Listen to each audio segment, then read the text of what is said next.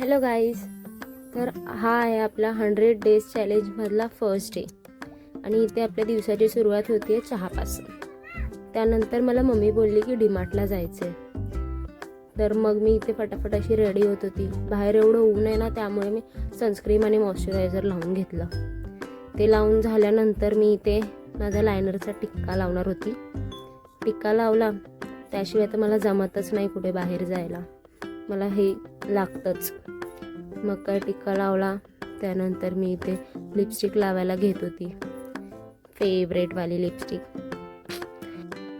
मला दुसरी कोणतीच लिपस्टिक आवडत नाही. मी खूप आधी 350ला घेतलेली लिपस्टिक आणि एवढी छान वाटते ना मला, ही मस्त आहे. त्यानंतर मी इथे फटाफट रेडी झाली आणि बाहेर निघाली. एवढं ऊन होतं ना बाहेर, काय बोलू. त्यानंतर डीमार्टमध्ये जाऊन थोडी सामानाची शॉपिंग केली. घरी येत असताना खूप भूक लागली. माझी बहीण बोलली की राईस खाऊया. मग काय फटाफट गेलो आणि राईस ऑर्डर केला.